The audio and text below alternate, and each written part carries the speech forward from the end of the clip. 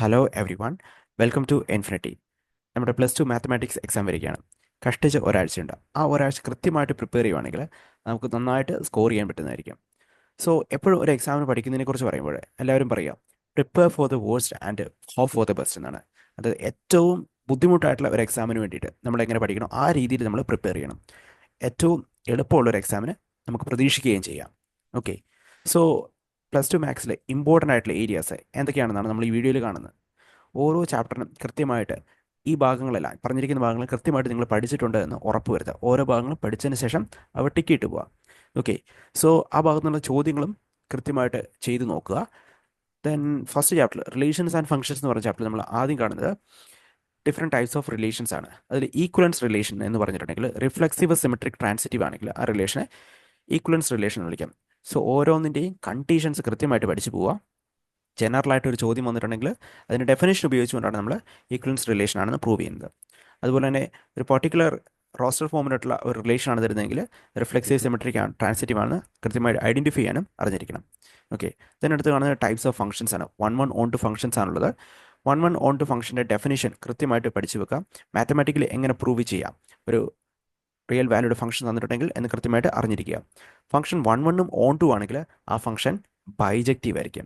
Okay, then അത് graphically എങ്ങനെ ഒരു ഫംഗ്ഷൻ കണ്ടു കഴിഞ്ഞിട്ടുണ്ടെങ്കിൽ അത് വൺ ആണ് ഓൺ ടു ആണെന്ന് ഐഡൻറ്റിഫൈ ചെയ്യാൻ നമ്മൾ ഹൊറിസോണ്ടൽ ലൈൻ ടെസ്റ്റ് ഉപയോഗിച്ചിട്ട് പഠിച്ചിട്ടുണ്ട്. അതും ഓർത്ത് വെക്കുക. ദെൻ അടുത്ത് നമ്മൾ ഇൻവേർട്ടിബിൾ ഫംഗ്ഷൻസ് ആണ് പഠിച്ചത്. ഫംഗ്ഷൻ ബൈജക്റ്റീവ് ആണെങ്കിൽ ഇൻവേർട്ടിബിൾ ആണ് നമുക്കറിയാം. അത് ഉപയോഗിച്ചുകൊണ്ട് ഫംഗ്ഷൻ്റെ ഇൻവേഴ്സ് കണ്ടുപിടിക്കാനും അറിഞ്ഞിരിക്കണം. അവിടെ തന്നെ നമ്മൾ കോമ്പോസിഷൻ ഫംഗ്ഷൻസ് എങ്ങനെ കണ്ടുപിടിക്കാം എന്നും കൂടെ ഓർത്ത് വെക്കുക. ദെൻ ഇൻവേഴ്സ് ട്രിഗ്നോമെട്രിക് ഫംഗ്ഷൻസിൽ നമ്മൾ ആദ്യം കാണുന്നത് principal value of inverse trigonometric functions ആണ്. ഇവിടെ നമ്മൾ കുറച്ച് കാര്യങ്ങൾ ബൈ ഹാർട്ടായിട്ട് കൃത്യമായിട്ട് പഠിച്ചു വെക്കണം. പ്രിൻസിപ്പൽ വാല്യൂ ബ്രാഞ്ച് ഓരോ ഇൻവേഴ്സ് ട്രിഗ്നോമെട്രിക് ഫംഗ്ഷൻസും കറസ്പോണ്ടിങ് ആയിട്ട് പഠിച്ചു വെക്കുക. ഇൻവേഴ്സ് ട്രിഗ്നോമെട്രിക് ഫംഗ്ഷൻസിൻ്റെ ഗ്രാഫിനെ കുറിച്ചൊരു ബേസിക് ധാരണ ഉണ്ടായിരിക്കുക. ഏറ്റവും നിർബന്ധമായിട്ടും നിങ്ങളെല്ലാവരും ഓരോ ട്രിഗ്നോമെട്രിക് ഫംഗ്ഷൻസിൻ്റെയും കറസ്പോണ്ടിങ് ആംഗിൾസിന് കറസ്പോണ്ടിങ് വാല്യൂസ് കൃത്യമായിട്ട് പഠിച്ചു വെക്കുക. അത് അപ്ലൈ ചെയ്ത് അറിയാമെങ്കിൽ മാത്രമേ നമുക്കതിൻ്റെ ആൻസർ കൃത്യമായിട്ട് കിട്ടത്തുള്ളൂ. ഏറ്റവും പെട്ടെന്ന് കണ്ടുപിടിക്കണമെങ്കിൽ നമുക്കത് ബൈ ഹാർട്ട് പഠിക്കണം. അത് എക്സാം ഹാളിൽ വെച്ച് കണ്ടുപിടിക്കുന്ന സാഹചര്യം ഉണ്ടാകരുത്. ഏറ്റവും പെട്ടെന്ന് ആൻസർ ചെയ്യാനാണ് ശ്രമിക്കേണ്ടത്. ഓക്കെ, ദെൻ ഇവിടെ തന്നെ നമുക്ക് സിംപ്ലസ്റ്റ് ഫോമിലേക്ക് ഇൻവേഴ്സ് ട്രിഗ്നോമെട്രിക് ഫംഗ്ഷൻസിനെ മാറ്റണം. സോ ട്രിഗ്നോമെട്രിക് ഐഡൻറ്റിറ്റീസ് ഉപയോഗിച്ചുകൊണ്ട് അല്ലെങ്കിൽ നമ്മൾ പഠിച്ചിട്ടുള്ള ഹാഫ് ആംഗിൾ ഫോർമുലേഴ്സ് ഉപയോഗിച്ചുകൊണ്ടാണ് അധികം പ്രോബ്ലങ്ങളും സിംപ്ലസ്റ്റ് ഫോമിലേക്ക് മാറ്റാനും അതുപോലെ തന്നെ ചില ഐഡൻറ്റിറ്റികൾ പ്രൂവ് ചെയ്യാനും വരിക. സോ അതും സ്ഥിരമായിട്ട് വരുന്ന റിപ്പീറ്റ് ചെയ്ത് വരുന്ന ചോദ്യങ്ങളുണ്ട്. അതെല്ലാം കൃത്യമായിട്ട് പഠിച്ചു പോവുക. ദെൻ അടുത്ത ചാപ്റ്റർ മെട്രിക്സിൽ നമ്മൾ പ്രധാനമായിട്ട് കാണുന്നത് ഏറ്റവും ആദ്യം കാണുന്നത് മെട്രിക്സ് കൺസ്ട്രക്ഷൻ ആണ്.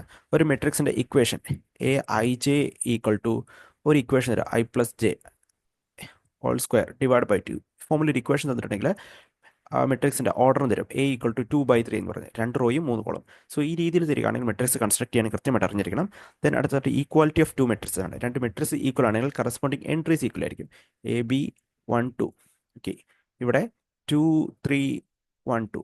സോ കറസ്പോണ്ടിങ് എൻട്രീസ് ഈക്വൽ ആയിരിക്കും. അത് ഉപയോഗിച്ചുകൊണ്ട് മെട്രിക്സിൻ്റെ അകത്ത് ഈക്വാലിറ്റി ഓഫ് മെട്രിക്സ് എന്ന് പറഞ്ഞ ഐഡിയ ഉപയോഗിച്ചുകൊണ്ട് ഓരോന്നിൻ്റെയും വാല്യൂ കണ്ടുപിടിക്കാനും അറിഞ്ഞിരിക്കണം. അതുപോലെ തന്നെ X+Y ഈക്വൽ ടു ഒരു മെട്രിക്സ് തരുന്നു. X-Y ഈക്വൽ ടു അനദർ മെട്രിക്സും തരുന്നു. ദെൻ ഇതിൻ്റെ അകത്ത് മെട്രിക്സ് എക്സ് എന്താണെന്ന് മെട്രിക്സ് വൈ എന്താണെന്ന് കണ്ടുപിടിക്കണം. സോ രണ്ടും കൂടെ ആഡ് ചെയ്യുക, രണ്ട് മെട്രിക്സും കൂടെ ആഡ് ചെയ്യുക. ദെൻ 2x കിട്ടും. അതിൻ്റെ അകത്ത് എക്സ് എന്താണെന്ന് കണ്ടുപിടിക്കുക. അതുപോലെ തന്നെ വൈ മെട്രിക്സും കണ്ടുപിടിക്കാം. ഓക്കെ, ഈ ടൈപ്പ് ചോദ്യങ്ങൾ. ഞാൻ ഇവിടെ ഓർക്കേണ്ടത് മെട്രിക്സിൻ്റെ അഡീഷൻ ഏറ്റവും ഇമ്പോർട്ടൻ്റ്, നിർബന്ധമായിട്ടും എല്ലാവരും കൃത്യമായിട്ട് ഓർത്ത് പോകേണ്ടത് മെട്രിക്സ് മൾട്ടിപ്ലിക്കേഷൻ. കുറച്ച് കൺഫ്യൂഷനൊക്കെ ഉണ്ടാക്കുന്നതാണ്, എങ്കിലും ആ ഭാഗം കൃത്യമായിട്ട് പഠിച്ചു പോവുക. ദെൻ മെട്രിക്സിൻ്റെ ട്രാൻസ്പോസ് എന്ന് പറയുന്നത് റോയും കോളം ഇൻ്റർചേഞ്ച് ചെയ്യുന്നത്. ദെൻ മെട്രിക്സുമായി ബന്ധപ്പെട്ടിട്ടുള്ള ബേസിക് ആയിട്ടുള്ള ചില പ്രോപ്പർട്ടീസുകൾ അത് പ്രൂവ് ചെയ്യാൻ വെരിഫൈ ചെയ്യാൻ വേണ്ടിയിട്ട് നമുക്കറിയാവുന്ന ഒരു കാര്യമാണ് AB എന്ന് പറയുന്നത് BAക്ക് ഈക്വൽ ആകണമെന്ന് ഇല്ല. ഓക്കെ, ദെൻ ഇത് ഉപയോഗിച്ചുള്ള ചില പ്രോപ്പർട്ടീസും വെരിഫൈ ചെയ്യാൻ ചോദിക്കാവുന്നതാണ്.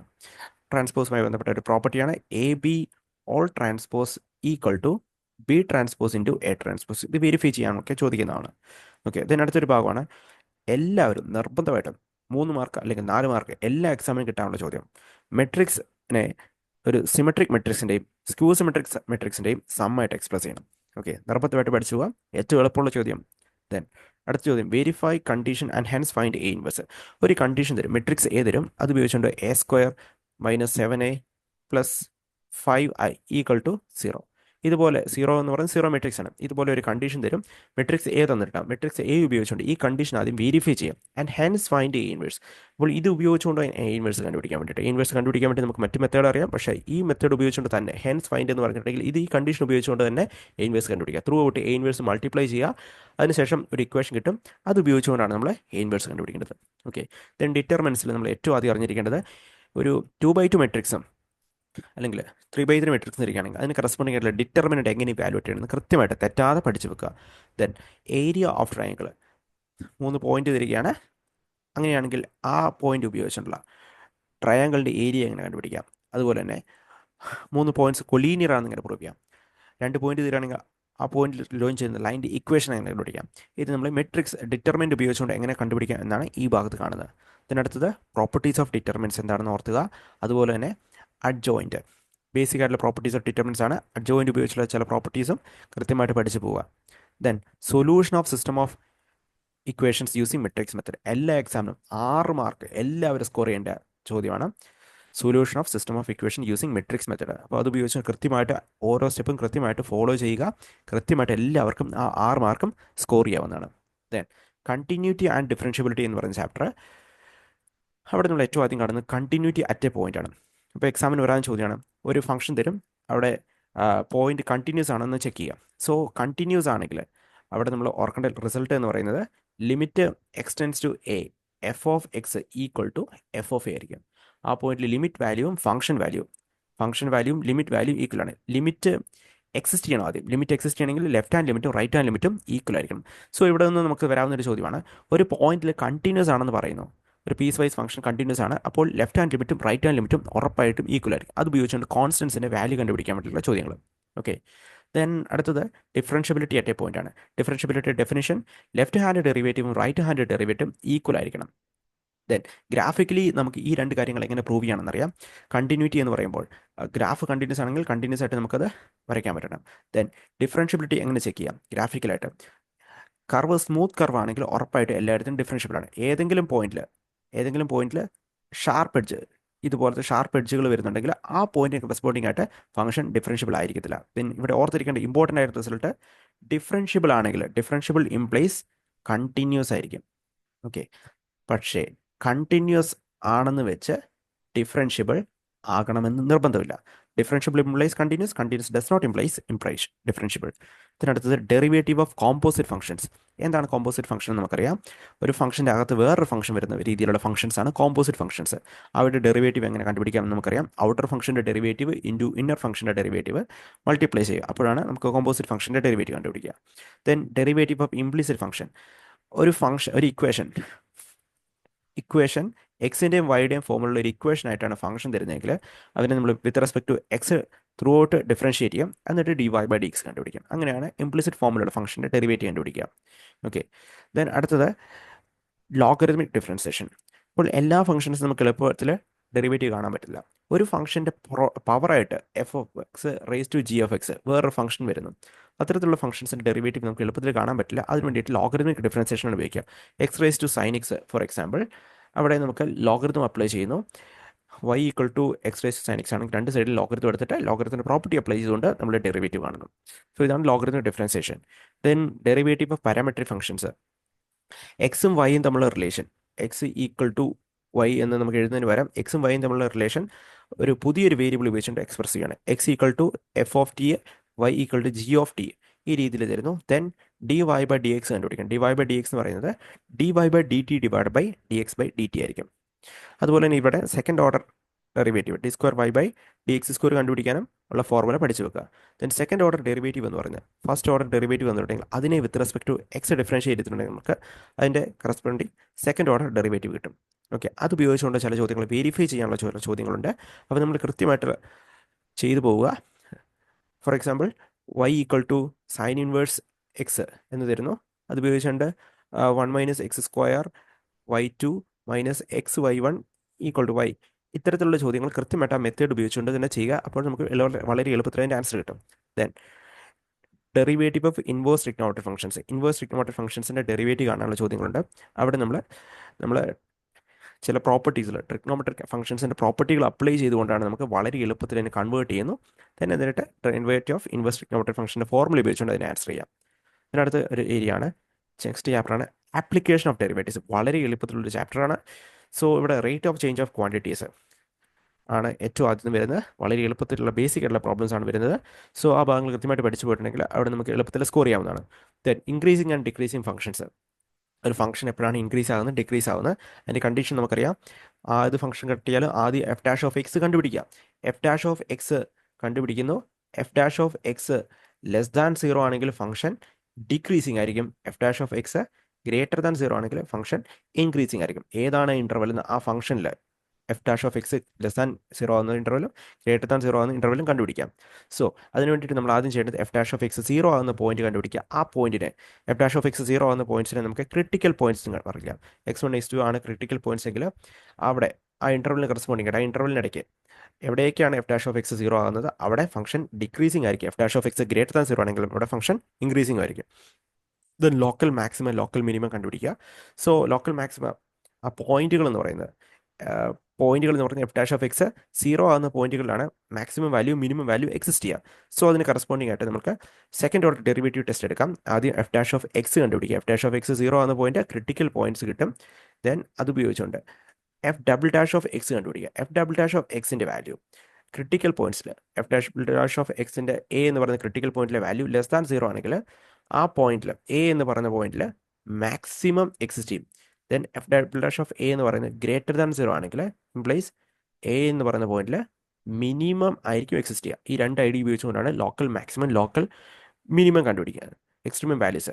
So absolute maximum absolute minimum കണ്ടുപിടിക്കാനാണ് നമ്മൾ സെക്കൻഡ് ഡെറിവേറ്റീവ് ടെസ്റ്റ് ഇപ്പോൾ പറഞ്ഞ കാര്യം ഉപയോഗിക്കുക. സോ ഇത് ഉപയോഗിച്ചുകൊണ്ട് മാക്സിമം വാല്യൂ മിനിമം വാല്യൂ കിട്ടാൻ വേണ്ടിയിട്ട് ഈ പോയിന്റിലായിരിക്കും maximum value minimum value exist ചെയ്യാന്നാണ് മീൻ ചെയ്യുന്നത്. അതിനുശേഷം മാക്സിമം വാല്യൂ മിനിമം വാല്യൂ കിട്ടാൻ വേണ്ടിയിട്ട് ഫംഗ്ഷൻ്റെ അകത്ത് ഈ എ എന്ന് പറയുന്ന പോയിന്റ് അകത്ത് ഫംഗ്ഷൻ വാല്യൂ എന്താണ് അതായിരിക്കും മിനിമം വാല്യൂ മാക്സിമം വാല്യൂ കിട്ടുക. ദെൻ ഈ ഭാഗത്തുനിന്ന് 3-4 മാർക്കിന് വരാവുന്ന ചോദ്യമാണ് വെരിഫൈ ചെയ്യാനും ഒരു കണ്ടീഷൻ പ്രൂവ് ചെയ്യാനും. സോ ചില സ്റ്റാൻഡേർഡ് ചോദ്യങ്ങളുണ്ട്, മിക്കവാറും വരുന്ന രീതിയിലുള്ള ചോദ്യങ്ങൾ കറക്റ്റായിട്ട് അത് ഫോളോ ചെയ്യുകയാണെങ്കിൽ മാത്രമേ നമുക്ക് അതിൻ്റെ ആൻസർ എഴുതാൻ പറ്റത്തുള്ളൂ. സോ അത് കൃത്യമായിട്ട് പഠിച്ചു പോവുക. ദെൻ ഇൻറ്റഗ്രൽസ് എന്ന് പറയുന്ന ചാപ്റ്റർ മാക്സിമം മാർക്കിന് വരാവുന്ന ഒരു ചാപ്റ്ററാണ്. സോ ഇവിടെ നമ്മൾ ഏറ്റവും ആദ്യം ചെയ്യേണ്ടത് ബേസിക് ആയിട്ടുള്ള ഇൻറ്റഗ്രൽസിൻ്റെ എല്ലാ ഫോർമുലയും പഠിച്ചു വെക്കുക. പ്രീവിയസ് ഇയറിലെ ക്വസ്റ്റ്യൻ പേപ്പർ അനലൈസ് ചെയ്യാൻ മനസ്സിലാവും. ചില ഭാഗങ്ങളിൽ പ്രത്യേക ചോദ്യങ്ങൾ എടുത്തെടുത്താണ് ചോദിക്കുന്നത്. ഒരുപാട് ബുദ്ധിമുട്ടായിട്ട് നിങ്ങളെ കുഴപ്പിക്കാവുന്ന ഒരുപാട് ഏരിയാസ് ഇൻറ്റഗ്രൽസിൻ്റെ അകത്തുണ്ട്. പക്ഷേ എങ്കിലും ചില പ്രത്യേക ഏരിയകൾ മാത്രമാണ് ഇൻറ്റഗ്രൽസിൻ്റെ അകത്ത് സ്ഥിരം ചോദിക്കാറ്. സോ നമ്മൾ ആദ്യം ഓർത്തിരിക്കേണ്ട ഇൻറ്റഗ്രേഷൻ ബൈ സബ്സ്റ്റിറ്റ്യൂഷൻ.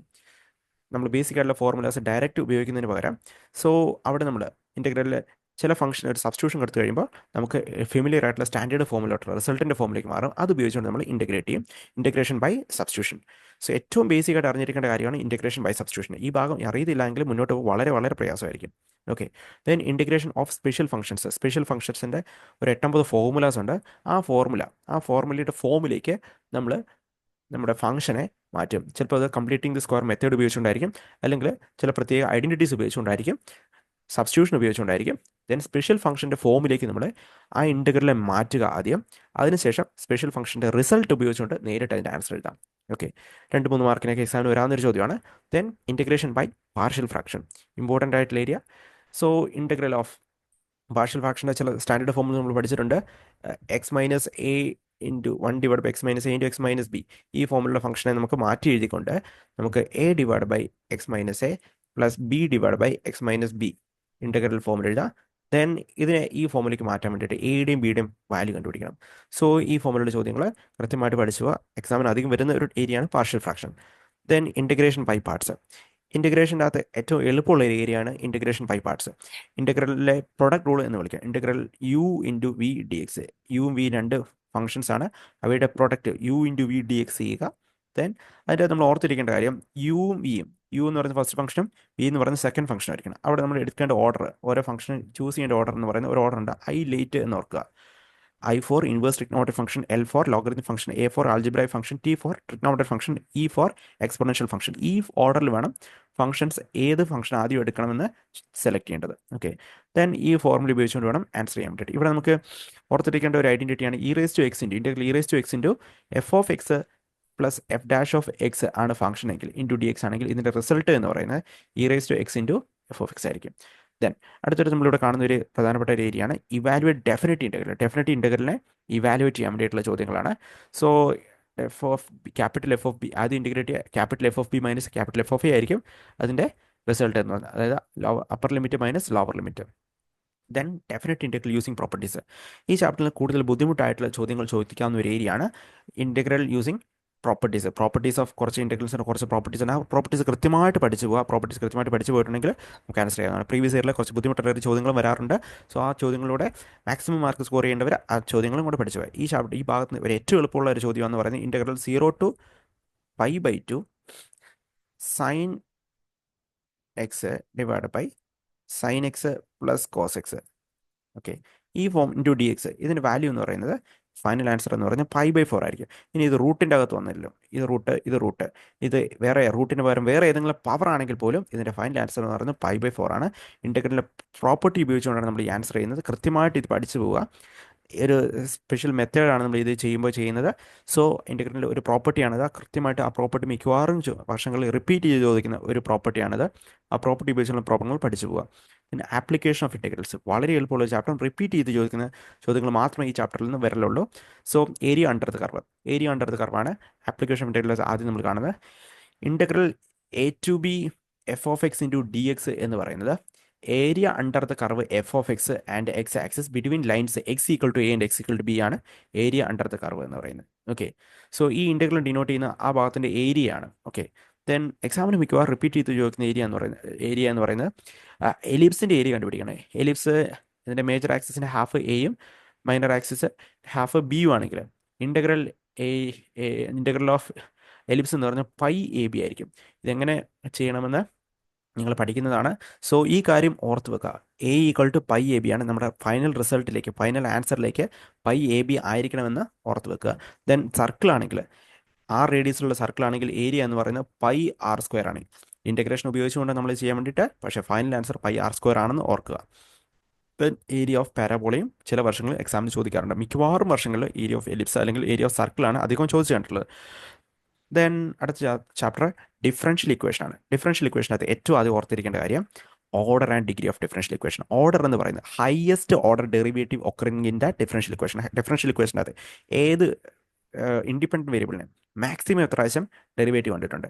d²y/dx² ആണെങ്കിൽ അത് രണ്ട് പ്രാവശ്യം ഡിഫറൻഷ്യേറ്റ് ചെയ്യുന്നുണ്ട്. ഇനി dy/dx all⁴ ഉണ്ടെന്ന് വിചാരിക്കുക. ഇവിടെ ഒരു പ്രാവശ്യമേ ഡിഫറൻഷ്യേറ്റ് ചെയ്തിട്ടുള്ളൂ, അതിൻ്റെ പവർ 4 ആണ് എന്നേ ഉള്ളൂ. സോ ഇവിടെ ഓർഡർ എന്ന് പറയുന്നത് പ്ലസ് ഇങ്ങനെ ഒരു ഇക്വേഷൻ ആണെങ്കിൽ ഇതിൻ്റെ ഓർഡർ എന്ന് പറയുന്നത് 2 ആയിരിക്കും. കാരണം ഇവിടെ ഹയസ്റ്റ് ഓർഡർ ഡെറിവേറ്റീവ് എന്ന് പറയുന്നത് 2 ആണ്. രണ്ട് പ്രാവശ്യമാണ് മാക്സിമം ഡെറിവേറ്റീവ് ആണ്. സോ ഹയസ്റ്റ് ഓർഡർ ഡെറിവേറ്റീവ് 2 ആണ്. സോ ഓർഡർ എന്ന് പറയുന്നത് 2 ആണ്. Then degree of differential equation എന്ന് പറയുന്നത് ഓർഡർ എന്താണെന്ന് നമ്മൾ കണ്ടു.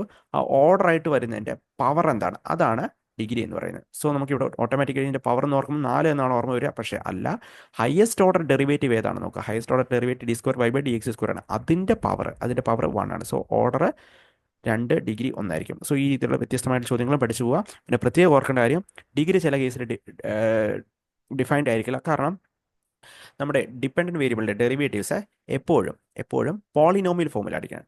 അല്ലാതെ വരുന്ന കേസിൽ അത് ഡിഗ്രി ഡിഫറൻഷ്യൽ ആയിരിക്കില്ല.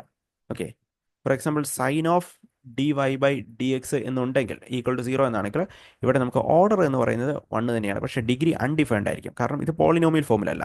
Okay, then general solution and particular solution. ഒരു ഡിഫറൻഷ്യൽ ഇക്വേഷൻ്റെ ഓർഡർ എത്രയാണോ അത്രയും number of constants, arbitrary constants സൊല്യൂഷനിലുണ്ടെങ്കിൽ അതിന് നമ്മൾ ജനറൽ സൊല്യൂഷൻ എന്ന് പറയാം. ദെൻ പർട്ടിക്കുലർ സൊല്യൂഷനിൽ ആർബിട്രറി കോൺസ്റ്റൻസ് ഇല്ല എങ്കിൽ അതിനെ പർട്ടിക്കുലർ സൊല്യൂഷൻ എന്ന് വിളിക്കാം. ഓക്കെ, ഒരു ഓർഡർ 2 ആയിട്ടുള്ള ഡിഫറൻഷ്യൽ ഇക്വേഷൻ്റെ സൊല്യൂഷൻ്റെ അകത്ത് 2 ആർബിട്രറി കോൺസ്റ്റൻ്റ് ആയിരിക്കും. ഓർഡർ ജനറൽ സൊല്യൂഷനിലാണ്. ഒരു ഓർഡർ 3 ആയിട്ടുള്ള ഡിഫറൻഷ്യൽ ഇക്വേഷൻ്റെ ജനറൽ സൊല്യൂഷനിൽ 3 ആർബിട്രറി കോൺസ്റ്റൻ്റ് ഉണ്ടാവും. പർട്ടിക്കുലർ സൊല്യൂഷൻ ആകുമ്പോൾ ആ പർട്ടിക്കുലർ സൊല്യൂഷനകത്ത് ആർബിട്രറി കോൺസ്റ്റൻ്റ് ഉണ്ടാവില്ല. ആർബിട്രറി കോൺസ്റ്റൻ്റ് പകരം പർട്ടിക്കുലർ വാല്യൂസ് കൊടുക്കുമ്പോഴാണ് നമുക്ക് പർട്ടിക്കുലർ സൊല്യൂഷൻ കിട്ടുക. Okay, variable separable form. Differential ഇക്വേഷൻ്റെ ഡിഫറെൻറ്റ് ഫോംസ് ഓഫ് സൊല്യൂഷൻ നമ്മൾ കാണും. 3 പ്രധാനമായിട്ടുള്ള സൊല്യൂഷൻസ് മെത്തേഡാണ് നമ്മളിവിടെ കാണുന്നത്. ഫസ്റ്റ് മെത്തേഡ് എന്ന് പറയുന്നത് വേരിയബിൾ സെപ്പറബിൾ ഫോമാണ്. സോ വേരിയബിൾസിനെ നമുക്ക് രണ്ട് സൈഡിലേക്ക്, എക്സും വൈനെ നമുക്ക് രണ്ട് സൈഡിലേക്കും സെപ്പറേറ്റ് ചെയ്യുന്നു. ഒരു സൈഡിൽ dx ഉണ്ടാവും, പിന്നെ എക്സിൻ്റെ ടേംസിലുള്ള ഫംഗ്ഷനും ഉണ്ടാവും. രണ്ടാമത്തെ സൈഡിൽ ഡി വൈ ഉണ്ടായിരിക്കും, വൈയുടെ ടേമിലുള്ള ഫംഗ്ഷൻ ഉണ്ടായിരിക്കും. Then with respect to x left സൈഡിലും with respect to y right സൈഡിലും ഡിഫറൻഷിയേറ്റ് ചെയ്യുന്നു. ദെൻ സൊല്യൂഷൻ കിട്ടും. Okay, then first order linear differential ഇക്വേഷൻ്റെ സൊല്യൂഷനാണ്. ഫസ്റ്റ് ഓർഡർ ലീനിയർ ഡിഫറൻഷ്യൽ ഇക്വേഷൻ്റെ സ്റ്റാൻഡേർഡ് ഫോമിലേക്ക് നമുക്ക് ആദ്യം അതിനെ മാറ്റിയെടുക്കണം. ഫസ്റ്റ് ഓർഡർ ഡിഫറൻഷ്യൽ ഇക്വേഷൻ്റെ സ്റ്റാൻഡേർഡ് ഫോം എന്ന് പറഞ്ഞാൽ d y by d x plus p y equal to q. പിയും ക്യൂവും എക്സിൻ്റെ ടൈമിലുള്ള ഒരു ഫംഗ്ഷൻ ആയിരിക്കും. ദെൻ ഇത് ഉപയോഗിച്ചുകൊണ്ട് നമ്മൾ ഇൻ്റഗ്രേറ്റിംഗ് ഫാക്ടർ കണ്ടുപിടിക്കുക. ദെൻ അത് ഉപയോഗിച്ചുകൊണ്ട് ജനറൽ സൊല്യൂഷനിലേക്ക് എത്തിച്ചേരുക. ഫസ്റ്റ് ഓർഡർ ലീനിയർ ഡിഫറൻഷ്യൽ ഇക്വേഷൻ്റെ സ്റ്റാൻഡേർഡ് ഫോം ആണിത്. അതിലേക്ക് ആദ്യം മാറ്റിയെടുത്തതിന് ശേഷം വേണം ബാക്കി ചെയ്യാൻ വേണ്ടി. പിയും ക്യൂവും എക്സിൻ്റെ ടൈമിലുള്ള ഫംഗ്ഷൻ ആയിരിക്കും. Then homogeneous differential equation. So ഒരു ഹോമോജീനിയസ് ഡിഫറൻഷ്യൽ ഇക്വേഷൻ എന്താണെന്ന് നമുക്കറിയാം. സോ ആദ്യം ഫംഗ്ഷൻ ഹോമോജീനിയസ് ആണെന്ന് പ്രൂവ് ചെയ്യുക. അതിനുശേഷം വേണം നമ്മൾ അതിൻ്റെ സൊല്യൂഷൻ കണ്ടുപിടിക്കാൻ വേണ്ടിയിട്ട്. അവിടെ നമ്മൾ ഹോമോജീനിയസ് ആണെന്ന് പ്രൂവ് ചെയ്യാൻ വേണ്ടിയിട്ട് ഫംഗ്ഷനിൽ വൈ എടുക്കുന്നിടത്തെല്ലാം വി എക്സ് എന്ന് സബ്സ്റ്റിറ്റ്യൂട്ട് ചെയ്യുക. ദെൻ നമുക്ക് f of lambda x lambda y equal to F of x y ആണെങ്കിൽ, f of lambda raise to n into f of x y ആണെങ്കിൽ അതൊരു ഹോമോജീനിയസ് ഫംഗ്ഷൻ ആണ് എന്ന് നമുക്ക് പ്രൂവ് ചെയ്യാം. ഹോമോജീനിയസിൻ്റെ കണ്ടീഷൻ ആദ്യം പഠിച്ചു വെക്കുക. അതിനുശേഷം ഹോമോജീനിയസ് ആണെന്ന് ആദ്യം പ്രൂവ് ചെയ്യുക. അതിനുശേഷമാണ് ഹോമോജീനിയസ് ഡിഫറൻഷ്യൽ ഇക്വേഷൻ സോൾവ് ചെയ്യാൻ വേണ്ടിയിട്ട്. കൃത്യമായിട്ട് പഠിച്ചു പോവുക, important area. Then vector algebra ഏറ്റവും എളുപ്പത്തിൽ മാർക്ക് സ്കോർ ചെയ്യാൻ പറ്റിയ 2 ചാപ്റ്ററാണ് വെക്ടറും 3Dയും. സോ ഇതിലെ ചോദ്യങ്ങൾ നമുക്ക് പ്രധാനമായിട്ടും വരുന്നത് ഏറ്റവും ആദ്യം വെക്ടറിനകത്ത് ബേസിക് ആയിട്ടുള്ള കാര്യങ്ങൾ അറിഞ്ഞിരിക്കുക. 2 പോയിന്റ്സിൻ്റെ കോർഡിനേറ്റ് തരുന്നു. അവ ജോയിൻ ചെയ്തുള്ള വെക്ടർ, വെക്ടർ എ ബി എങ്ങനെ കണ്ടുപിടിക്കാം, ജോയിനിങ് 2 പോയിന്റ്സ്. ദെൻ ഒരു വെക്ടറിൻ്റെ മാഗ്നിറ്റ്യൂഡ് എങ്ങനെ കണ്ടുപിടിക്കാം, എന്താണ് ഒരു unit vector, addition of 2 vectors, subtraction, ഇതൊക്കെ ഏറ്റവും ബേസിക് ആയിട്ടുള്ള കാര്യങ്ങളാണ് ഈ ചാപ്റ്ററിൽ. ആ കാര്യങ്ങൾ ആദ്യം പഠിച്ചു വെക്കുക. Then dot product, very important area and very simple area. Dot product എയും ബി 2 വെക്ടേഴ്സ് ആണ്. ദെൻ എ ഡോട്ട് ബി എന്ന് പറയുന്നത് magnitude of A into magnitude of B cos തീറ്റയാണ്. ഓക്കെ, ദെൻ പ്രോബ്ലം ചെയ്യാൻ വേണ്ടിയിട്ട് നമ്മൾ കറസ്പോണ്ടിങ് കമ്പോണൻസ് മൾട്ടിപ്ലൈ ചെയ്ത് add ചെയ്യുമ്പോൾ എ ഡോട്ട് ബി കിട്ടും. സോ ഇത് ഉപയോഗിച്ചുകൊണ്ട് ആംഗിൾ ബിറ്റ്വീൻ 2 വെക്ടേഴ്സ് എങ്ങനെയാണ് കണ്ടുപിടിക്കാം. Projection of A on B എന്ന് പറയുന്നത് A dot B divide by magnitude of B ആണെന്ന് നമുക്കറിയാം. അത് ഉപയോഗിച്ചുള്ള formula A dot B divide by magnitude of B. Then 2 vectors perpendicular ആണെങ്കിൽ അവയുടെ ഡോട്ട് പ്രോഡക്റ്റ് 0 ആയിരിക്കും. A dot B equal to 0. ഈ റിസൾട്ടും ഓർത്തിരിക്കുക. ഇമ്പോർട്ടൻ്റ് ആയിട്ട് area angle between vectors, projection vector, perpendicular vectors easy ആയിട്ട് സ്കോർ ചെയ്യാൻ പറ്റിയ ഏരിയയാണ്. ദെൻ അടുത്ത ക്രോസ് പ്രോഡക്റ്റ് ആണ്. എയും ബിയും 2 വെക്ടേഴ്സ് ആണ്. ദെൻ എ ക്രോസ് ബി ഈ ഭാഗത്ത് നമ്മൾ ഓർത്തിരിക്കേണ്ട പ്രധാന കാര്യം എന്ന് പറയുന്നത് എയും ബിയും 2 വെക്ടേഴ്സ് ആണെങ്കിൽ എയ്ക്കും ബിക്കും പെർപെൻഡിക്കുലർ ആയിട്ടുള്ള ഒരു വെക്ടർ ആണ് എ ക്രോസ് ബി എന്ന് പറയുന്നത്. എയ്ക്കും ബിക്കും ഒരേ സമയം പെർപെൻഡിക്കുലർ ആയിട്ടുള്ള പുതിയ വെക്ടറാണ് a cross b. Then area of parallelogram എന്ന് പറയുന്നത് magnitude of a cross b ആണ്. എയും ബിയും അഡ്ജസ്റ്റന്റ് സൈഡ്സ് ആയിട്ടുള്ള വെക്ടേഴ്സിൻ്റെ ഏരിയ എന്ന് പറയുന്നത് magnitude of a cross B. അതിൻ്റെ ഹാഫ് എടുക്കുകയാണെങ്കിൽ കറസ്പോണ്ടിങ് ട്രയാങ്കിളുടെ ഏരിയയും കിട്ടും. ഓക്കെ, ദെൻ 3 ഡയമെൻഷണൽ ജോമെട്രിയിൽ നമ്മൾ ആദ്യം കാണുന്നത് ഡയറക്ഷൻ റേഷ്യോസും ഡയറക്ഷൻ കോസൈൻസും ആണ്. Direction ratios L equal to cos alpha, M equal to cos beta and N equal to cos gamma. Okay, ഇതെങ്ങനെ കണ്ടുപിടിക്കണം നമുക്കറിയാം. അതുപോലെ ഡയറക്ഷൻ കൊസൈൻസ് കണ്ടുപിടിച്ച പോലെ ഡയറക്ഷൻ റേഷ്യോസും എളുപ്പത്തിൽ കണ്ടുപിടിക്കാവുന്ന ഏരിയയാണ്. ഓക്കെ, ഫോർമുലാസ് ഈസി ആയിട്ടുള്ള ഫോർമുലാസ് ആണ്, അത് പഠിച്ചു പോവുക. Then equation of line. ഒരു ലൈൻ്റെ ഇക്വേഷൻ നമുക്കറിയണമെങ്കിൽ ഇക്വേഷൻ ഓഫ് ലൈൻ എന്ന് പറയുന്നത് വെക്ടർ ഫോമുണ്ട്, അതുപോലെ തന്നെ കാർട്ടീഷ്യൻ ഫോമുണ്ട്. വെക്ടർ ഫോം ഇതാണ്, R equal to A plus lambda B vector. ഞാൻ കറസ്പോണ്ടിങ് കാർട്ടീഷ്യൻ ഫോമിലേക്ക് മാറ്റാൻ അറിയാം. കാർട്ടീഷ്യൻ ഫോമിൽ നിന്ന് വെക്ടറിലേക്കും വെക്ടറിൽ നിന്ന് കാർട്ടീഷ്യൻ ഫോമിലേക്ക് കൃത്യമായിട്ട് മാറ്റാൻ അറിയണം. പിന്നെ അത് ഓർത്തിരിക്കേണ്ട കാര്യം എന്തൊക്കെയാണെന്ന് ഓരോന്നും കൃത്യമായിട്ട് അറിഞ്ഞിരിക്കുക. എ എന്ന് പറയുന്നത് ലൈനിൽ ഒരു പോയിന്റിൻ്റെ പൊസിഷൻ വെക്ടറാണ്. ബി എന്ന് പറയുന്നത് ലൈനിൽ പാരലായിട്ടുള്ള ഒരു വെക്ടറാണ്. ഓക്കെ, ഇത് ഉപയോഗിച്ചുകൊണ്ട് ലൈൻ്റെ ഇക്വേഷൻ നമ്മൾ കൃത്യമായിട്ട് പഠിച്ചു നോക്കുക. ഈ ലൈനിൻ്റെ ഇക്വേഷൻ നമുക്ക് കൃത്യമായിട്ട് നമുക്കറിയാമെങ്കിൽ നമുക്ക് ഉറപ്പായിട്ട് 4 മാർക്ക് മേടിക്കാൻ പറ്റുന്നൊരു ചോദ്യമാണ് ഡിസ്റ്റൻസ് ബിറ്റ്വീൻ 2 സ്ക്യൂ ലൈൻസ്. ഈ ചോദ്യം ആൻസർ ചെയ്യണമെങ്കിൽ നമുക്ക് കൃത്യമായിട്ട് ഇക്വേഷൻ ഓഫ് ലൈൻ എന്താണെന്ന് കൃത്യമായിട്ട് അറിഞ്ഞിരിക്കണം. Okay, then distance between 2 skew ലൈൻസിൻ്റെ ഒരേ ഒരു ഫോർമുലയാണ്. ആ formula distance d equal to B1 cross B2 dot A2 minus A1 divide by magnitude of B1 cross B2. ഇതിൻ്റെ മാഗ്നിറ്റ്യൂഡാണ് ഡിസ്റ്റൻസ് എന്ന് പറയുന്നത്. ഈ ഫോർമുല കൃത്യമായിട്ട് പഠിച്ചു ഉറപ്പായിട്ടും നിർബന്ധമായിട്ട് എല്ലാവർക്കും 4 മാർക്ക് കിട്ടാനുള്ള ഒരു ചോദ്യമാണ്. ഓക്കെ, ദെൻ അടുത്തൊരു ചോദ്യം ഡിസ്റ്റൻസ് ബിറ്റ്വീൻ പാരലൽസ്. അധികം എക്സാമിന് ചോദിച്ചു കണ്ടിട്ടില്ല, എങ്കിലും പഠിച്ചു പോവുക. Then linear programming problem. എക്സാമിന് 6 മാർക്ക് എല്ലാവർക്കും നിർബന്ധമായിട്ടും ഈസി ആയിട്ട് കിട്ടാൻ പറ്റിയൊരു ചോദ്യമാണ്, ചാപ്റ്ററാണ് ലീനിയർ പ്രോഗ്രാമിംഗ് പ്രോബ്ലം. ദെൻ ഇവിടെ നമുക്ക് ആദ്യം ഒരു ചോദ്യം തരും, അതിൻ്റെ അകത്ത് ഒബ്ജക്റ്റീവ് ഫംഗ്ഷൻ എന്താണ്, കൺസ്ട്രെയിൻസ് എന്താണെന്ന് ഐഡൻറ്റിഫൈ. ഒബ്ജക്റ്റീവ് ഫംഗ്ഷനാണ് നമ്മൾ മാക്സിമൈസ് അല്ലെങ്കിൽ മിനിമൈസ് എന്ന് പറഞ്ഞു തരുന്ന ഫംഗ്ഷൻ. then അതിൻ്റെ കൂടെ തന്നെ തരുന്ന കണ്ടീഷൻസ് ആണ് കൺസ്ട്രെയിൻസ് എന്ന് പറയുന്നത്. then ആ കൺസ്ട്രെയിൻസ് ഉപയോഗിച്ചുകൊണ്ടുള്ള സ്ട്രൈറ്റ് ലൈൻസ് ഉപയോഗിച്ചുകൊണ്ട് നമ്മൾ റീജിയൻ വരയ്ക്കുക. ഓക്കെ, എന്നിട്ട് ആ റീജിയൻ സ്ട്രൈറ്റ് ലൈൻസ് വരയ്ക്കുക. സ്ട്രൈറ്റ് ലൈൻസിൻ്റെ സാറ്റിസ്ഫൈ ചെയ്യുന്ന റീജിയൻ ഐഡൻറ്റിഫൈ ചെയ്യുക. അതുപോലെ തന്നെ റീജിയൻ്റെ കോർണർ പോയിന്റ്സ് ഐഡൻറ്റിഫൈ ചെയ്യുക. അതിനുശേഷം നമ്മുടെ റീജിയൻ ബൗണ്ടഡ് ആണോ അൺബൗണ്ടഡ് ആണോ എന്ന് ചെക്ക് ചെയ്യുക. നമ്മുടെ എക്സാമിൽ മിക്കവാറും തരുന്നത് ബൗണ്ടഡ് റീജിയൻ ആയിരിക്കും. ബൗണ്ടഡ് റീജിയൻ ആണെങ്കിലാണ് നമുക്ക് മിക്കവാറും സൊല്യൂഷൻ എക്സിസ്റ്റ് ചെയ്യുക. ഓക്കെ, ദെൻ ബൗണ്ടഡ് റീജിയൻ ആയിരിക്കും നിങ്ങളുടെ മിക്കവാറും എക്സാമിന് തരിക. സോ ആ കൃത്യമായിട്ട് ബൗണ്ടഡ് റീജിയനിൽ വാല്യൂസ് എന്തൊക്കെയാണെന്ന് കണ്ടുപിടിക്കുക. അത് ഉപയോഗിച്ചുകൊണ്ട് സൊല്യൂഷൻ ഫീസിബിൾ റീജിയൻ ബൗണ്ടഡ് ആണെങ്കിൽ കോർണർ പോയിന്റ്സിലായിരിക്കും സൊല്യൂഷൻ എക്സിസ്റ്റ് ചെയ്യുക. ആ സൊല്യൂഷൻ എന്താണെന്ന് കൃത്യമായിട്ട് ടേബിൾ ഉപയോഗിച്ചുകൊണ്ട് വൃത്തിയായിട്ട് എഴുതുക. 6 മാർക്ക് എല്ലാവർക്കും കിട്ടേണ്ട ചോദ്യം. Then probability, last chapter probability, വളരെ എളുപ്പമുള്ള ചാപ്റ്റർ. ഫസ്റ്റ് ഇയറിൽ പഠിച്ചിട്ടുള്ള എല്ലാ ഫോർമുലാസും ആദ്യമേ റീകളക്ട് ചെയ്യാം. ബേസിക്കായിട്ടുള്ള എല്ലാ ഫോർമുലാസും ആവശ്യമാണ്. ദെൻ കണ്ടീഷണൽ പ്രോബബിലിറ്റി എന്താണ് നമ്മൾ ഓർക്കുക. Conditional probability of A given B എന്ന് പറഞ്ഞ ഇവൻ്റ് ഓൾറെഡി സംഭവിച്ചു കഴിഞ്ഞാണ്. അതിൻ്റെ പ്രോബബിലിറ്റി വെച്ച് എയുടെ പ്രോബബിലിറ്റി എന്ന് പറയുന്നത് probability of A intersection B divide by probability of B ആയിരിക്കും. തിരിച്ച് പ്രോബബിലിറ്റി ഓഫ് ബി ഗിവൺ എയും പഠിച്ചു വെക്കുക. ദെൻ അവിടെ നിന്ന് നമ്മൾ ഓർക്കേണ്ട ഒരു റിസൾട്ടാണ് ഇൻഡിപെൻഡൻസ് ഓഫ് ഈവൻസ്. 2 ഈവൻസ് എപ്പോഴാണ് ഇൻഡിപെൻഡൻ്റ് ആവുന്നത്? രണ്ടും തമ്മിൽ ഒരെണ്ണത്തിൻ്റെ ഒക്കറൻസ് മറ്റേതിനെ അഫക്റ്റ് ചെയ്യുന്നില്ല എങ്കിൽ 2 ഈവൻസും ഇൻഡിപെൻഡൻ്റ് ആണ്. ദെൻ അവിടെ നമ്മൾ പഠിക്കുന്ന റിസൾട്ടാണ് probability of A intersection B equal to probability of A into probability of B ആണെന്ന് പ്രൂവ് ചെയ്യാൻ പറ്റുവാണെങ്കിൽ അത് രണ്ടും ഇൻഡിപെൻഡൻറ്റ് ഈവൻസ് ആണ്.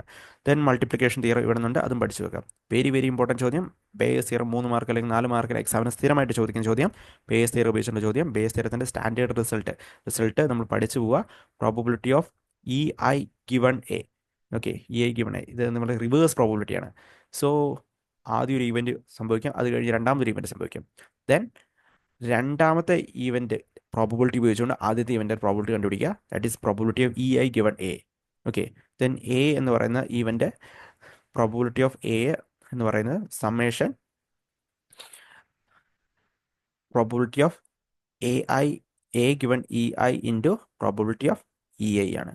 ഓക്കെ, ഈ റിസൾട്ടും കൃത്യമായിട്ട് പഠിച്ചു വെക്കുക. സോ ഇത്രയും കാര്യങ്ങൾ കൃത്യമായിട്ട് പഠിച്ചിട്ടുണ്ടെങ്കിൽ നമുക്ക് മാക്സിമം മാർക്ക് സ്കോർ ചെയ്യാൻ പറ്റും.